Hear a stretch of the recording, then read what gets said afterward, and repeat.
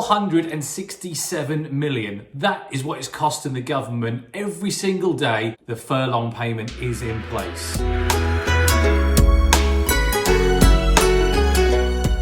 What's up guys, it's Dan Trivedi here, hope you're all well. So I'm bringing you this video all about that huge number, the £467 million payment every single day the government is paying, contributed towards people's salaries for what we know is a minimum of a 3-month period. But that is a huge amount of money. So in this video, I'm going to dissect and get into the detail about what happens when that payment does stop and help replace the income that's going to stop when the government pulls the plug on that payment. And it's all through one single deal, one deal that will produce a minimum of £2,000 per calendar month to help towards replacing what is currently a government funded payment that will eventually stop. It's not sustainable. Before we get started, don't forget to smash the like button and hit subscribe and the little bell notification so you get the emails and the notifications as soon as I upload a video, which is one every 2 or 3 days at the moment. So I was checking out some figures preparing for the MPN live event that we did a couple of nights ago. I was checking some of the crazy numbers.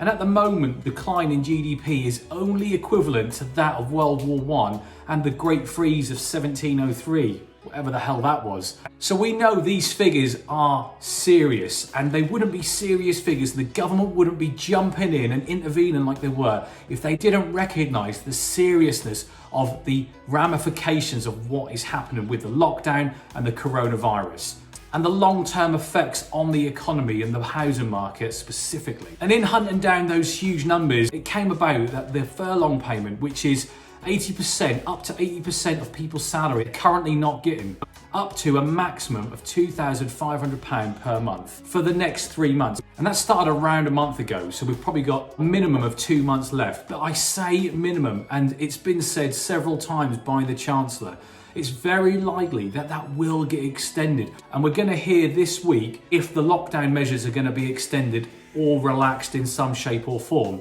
So it'll be really interesting to see what lockdown measures are extended, and that will give us a good indication of what extension the furlough payment is going to get. But what we have to realise is whatever extension is coming for this payment, it's not sustainable to continue it, and the government will pull the plug on it. What is going to happen to that income, to the individuals that it's helping when it stops? If you can't go back to work or your employer can't keep you on, you're going to have a huge cash flow negative, a massive hole in your income every single month. So I'm going to bring you this video to help you understand how you can make £2,000 per calendar month net from buying one single property. So if you've watched my previous videos, I've talked about HMOs, and in one of them I even compare HMO tenants, professional tenants, to student tenants. Most of my portfolio is made up of student HMOs, and there's a big reason why I like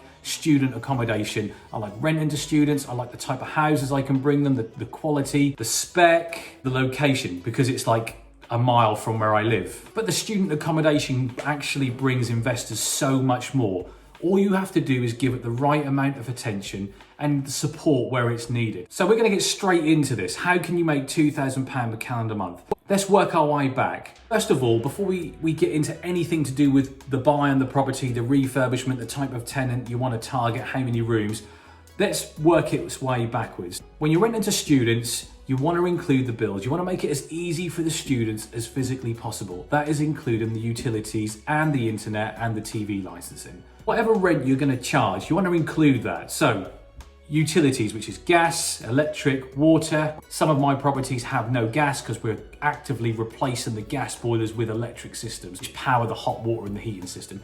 That's something to consider, because every year you don't have to bring in a gas safety certificate, boiler service, so they're extra costs that you don't have to consider. But gas, water, electrics. Broadband is another thing. You've got 3, 4, 5, 6 students sharing one Wi-Fi connection, so it's essential you get a good Wi-Fi broadband provider in there, and TV licenses if you're going to put TVs in the house. Those costs have all got to be deducted, depending on the size of the house and how many tenants in there. But let's go ahead and say that that's going to cost anything from £350 to £400 per calendar month. That's on the high scale. Then let's talk about a mortgage payment. If your mortgage payment is £350, £400, £500, it all depends on the type of product you've got, the interest rate that you're paying, and how big your loan is outstanding. It can be higher than that, and it can be lower than that. What's important is we're reverse engineering it back. So we've got the utilities, we've got our mortgage costs. You're not managing the property yourself, or you're using an agent to find your tenants, then you need to add and build that cost in. Now all in, let's say we're at £800 to £1,000 per month in terms of total costs.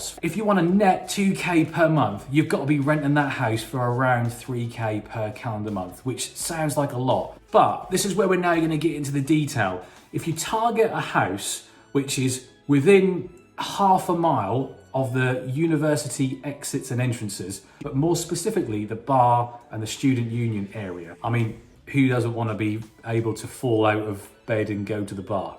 You've targeted the right area. Now you need to buy a property which is going to be able to give you that level of revenue, and you break it down. So you're not going to get £3,000 per calendar month for a really nice 1-bedroom flat that holds 1 student, but you are going to get that if you have more students in there. But don't go too far the other way. If you try and cram 6 students in a property which you can really only get 4 in, then you're not going to get a higher price. You're going to get a lower price per room, which will mean less revenue for a larger proportion of tenants. So it's getting that balance right. My balance is 5 bedrooms, £3,000 per calendar month, including all of the bills. Now here's the next thing that's going to help you push that revenue up. What does the market want? What do the students that you're targeting who are going to pay that level of rent every single month? Okay, here are the things. Ensuite bedrooms. Sharing bathrooms, 1 bathroom for 6 students is just not going to cut it. There's a big reason why huge pension funds are coming into the market and building bespoke, purpose-built student accommodation with en-suites. It's because that is what the market is demanding. The reason why they're getting these prices of 175, 185 every single week, it's because they're bringing what the market wants. And one of those things is ensuite. Next thing is double beds. Some of these students, they're bigger than me. You know, they don't want to rock up into a single bed. So double beds wherever it's physically possible. I always put the double beds in, but when I'm showing students around or I'm checking them in, if they turn around and say, look, I actually want a bit more room, can you take this bed out and give me a single? Then absolutely, I facilitate it. Give them the double beds, but if they want a single bed, you can always swap it over. That's not a problem. Next thing is, for me, really nice kitchens and bathrooms. I'm just going to put some pictures up now of one of my refurbs that I've just about finished. It's not quite there yet, but the kitchens and the bathrooms are, and you can see the level and the quality of the kitchens and bathrooms. We're spending a little bit more money just to get that better finish, which does so much for the value of the property in terms of rental and sale price. So kitchens and bathrooms, absolute must. Smart TVs on the walls in each bedroom with access to Netflix and iPhones and screen sharing, all of these different technologies that's forever changing. If everyone's got a TV on their walls, they can take themselves off and they can do whatever they want and watch whatever they want, and they haven't got to worry about fitting a TV on top of drawers and desks. It's there on the wall, all nice, ready to go for them. And then lastly, but not least, there's loads of other things you can do, the furnishing, the quality of the appliances, but the other one which I really like, and it's a little trade secret of mine, is giving a jacuzzi or a hot tub.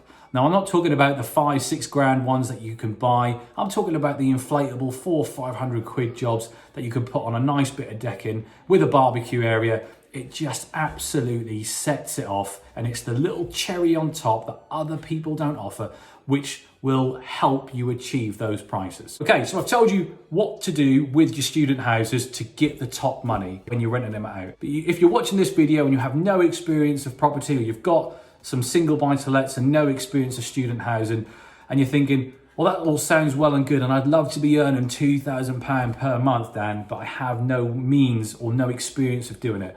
That's not a problem, because there are ways that you can enter the property market using your own property to raise finances to go and buy a property to then refurbish into a student house. And if you don't have the desire to do it yourself, there are other companies out there, including mine, where you can work with other people, leverage their experience to help deliver these types of properties. You have to share the profit, but it does mean that you don't have to step into the unknown if you don't want to.